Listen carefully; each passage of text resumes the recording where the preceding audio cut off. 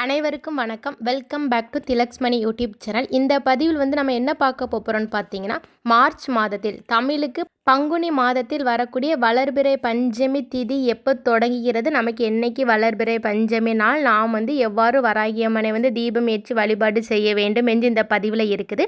கண்டிப்பாக பார்த்து பயன்பெறுங்கள். நம்மளுடைய சேனலை இப்போ தான் ஃபஸ்ட் டைம் பார்க்குறீங்கன்னா கண்டிப்பாக சப்ஸ்கிரைப் பண்ணிகிட்டே பாருங்கள். வாங்க இப்போ நம்ம வீடியோக்குள்ளே போகலாம். நாம் வராகியம்மனை தினம்தோறும் வழிபாடு செய்துட்டு வரலாங்க. இருப்பினும் இந்த பஞ்சமி நாளில் வழிபாடு செய்வது ரொம்பவே விசேஷமானது. அதுவும் பார்த்திங்கன்னா வளர்பிறை பஞ்சமியில் வராகியம்மனுக்கு விரதம் இருந்து வழிபாடு செய்வதால் நம்மளுடைய வேண்டுதல்கள் நிறைவேறும் என்று சொல்லப்படுகிறது. சரி, அப்பேற்பட்ட மிகவும் சக்தி வாய்ந்த மார்ச் மாதம், அதாவது தமிழுக்கு பார்த்திங்கன்னா பங்குனி மாதத்தில் வரக்கூடிய வளர்பிறை பஞ்சமி திதி எப்போ தொடங்குதுன்னு சொல்லி பார்த்துடலாமா? மார்ச் மாதம் 23ஆம் தேதி பங்குனி 9ஆம் நாள் திங்கட்கிழமை அன்று அதிகாலை 12:15 தொடங்கி அன்று இரவு 9:54 வரைக்கும் நமக்கு பஞ்சமி திதி இருக்குதுங்க. அதனால் நமக்கு என்னைக்கு பஞ்சமி சொல்லி பார்த்தீங்கன்னா பங்குனி 9ஆம் தேதி மார்ச் 23ஆம் நாள் திங்கட்கிழமை அன்று தாங்க. அன்னைக்கு முழுக்க நமக்கு பஞ்சமி திதி தாங்க இருக்குது. அதனால் அன்றைய நாளில் நாம் கண்டிப்பாக விரதம் இருந்து வராகியம்மனை வழிபாடு செய்வோம். சரி, இப்போ நம்ம வளர்பிறை பஞ்சமி நாளில் வராகியம்மனை எவ்வாறு எளிய முறையில் வழிபாடு செய்யணும் என்று பார்த்துடலாமா? காலையிலே பிரம்ம முகூர்த்த நேரத்தில் எலும்பி நல்லா குளித்து சுத்தபத்தமாக இருந்துட்டு வீட்டின் பூஜை அறையில் வராகியம்மனின் படம் இருந்தாலும் சரி, சிலை இருந்தாலும் சரி, சிலை இருந்தால் கண்டிப்பாக ஏதாவது ஒரு 3 அபிஷேகமாவது பண்ணுங்க. பால், தயிர், சந்தனம் சொல்லிட்டு இந்த 3 அபிஷேகமாவது கண்டிப்பாக பண்ணுங்கள். அபிஷேகம் செய்துவிட்டு நல்ல சுத்தமான துணியில் வராகியம்மனுடைய சிலையை நன்றாக துடைத்து விட்டு சந்தன குங்குமம் பொட்டு வைத்து அதன் பின்பு வராகியம்மனுக்கு மிகவும் பிடித்த நிறமான சிகப்பு நிற பூக்களால் அலங்காரம் செய்யுங்கள். சிகப்பு நிற பூக்கள்னு சொல்லும்போது உங்களுக்கு பூக்கள் கிடைக்கவில்லை என்றாலும் செம்பருத்தி பூ கிடைத்தால் கூட நீங்கள் அந்த பூவை வைத்து கூட நீங்கள் வழிபாடு செய்யலாம். நெய்வேத்தியம் பார்த்தீங்கன்னா வராகியம்மனுக்கு மிகவும் பிடித்தமான மரவள்ளி கிழங்கு வைத்து வழிபாடு செய்யலாம். இனிப்பு வகைகளில் சர்க்கரை பொங்கல் வைத்து வழிபாடு செய்யலாம். எனக்கு நெய்வேத்தியம் செய்து வைத்து வழிபாடு செய்ய முடியவில்லை என்பவர்கள் கற்கண்டு இல்லைனா பாலும் பழமும் வைத்து கூட நீங்க வழிபாடு செய்யலாம். இந்த நெய்வேத்தியம் தான் வைக்கணும், அந்த நெய்வேத்தியம் தான் வைத்து வழிபாடு செய்யணும்னு இல்லைங்க. நம்மளால் என்ன செய்து வைத்து வழிபாடு செய்ய முடியுமோ அவ்வாறு செய்து வைத்து நம்ம வழிபாடு செய்யலாம்ங்க. சரி, இப்போ நம்ம தீபம் எவ்வாறு ஏற்றணும்னு சொல்லி பார்த்துடலாமா?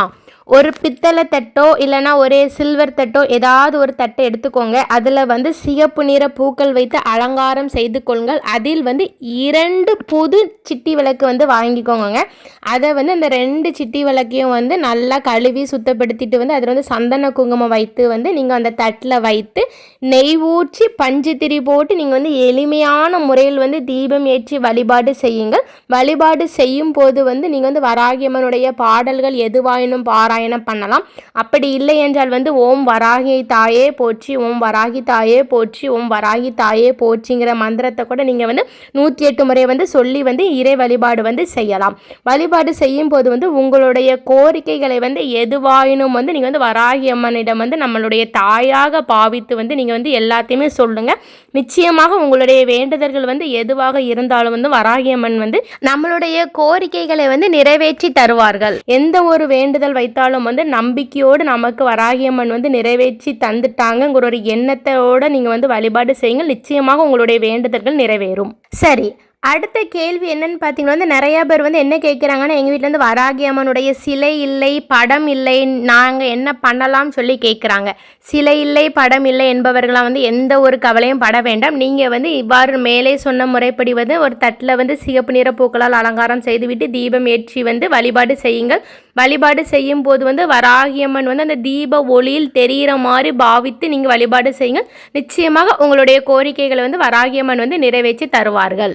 அடுத்து பார்த்தீங்கன்னா, இவ்வாறு நீங்கள் தீபம் ஏற்றி வழிபாடு செய்வதால் உங்களுக்கு எவ்வளோ பெரிய கடன் இருந்தாலும் நிச்சயமாக மெதுவாக உங்களுடைய கடன்கள் அனைத்தும் விரைவில் குறையுங்க.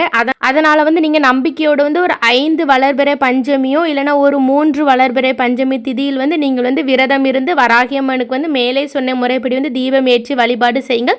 நிச்சயமாக உங்களுடைய தீராத கடன்கள் அனைத்தும் தீரும் என்று சொல்லப்படுகிறது. ஓகே நண்பர்களே, நீங்களும் வளர்பிறை பஞ்சமி நாளில் வந்து விரதம் இருந்து வராகியம்மனுடைய அருளையும் ஆசீர்வாதங்களையும் பரிபூரணமாக பெறுங்கள். இந்த பதிவு உங்கள் எல்லாத்துக்கும் ரொம்ப பயனுள்ளதாக இருந்திருக்கும்னு நினைக்கிறேன். கண்டிப்பாக நம்மளுடைய சேனலை சப்ஸ்கிரைப் செய்யுங்கள். இந்த வீடியோ உங்களுடைய ஃப்ரெண்ட்ஸ் அண்ட் ஃபேமிலிக்கு ஷேர் பண்ணுங்கள். அடுத்து இதே மாதிரி மாதம் மாதம் வரக்கூடிய வளர்பிறை பஞ்சமி திதி எப்போ வருகிறது என்று நீங்கள் அறியணும்னா கண்டிப்பாக நம்மளுடைய சேனலை வந்து சப்ஸ்கிரைப் செய்யுங்கள். அடுத்து இதே மாதிரி ஒரு நல்ல பதிவில் சந்திக்கலாம். நன்றி, வணக்கம்.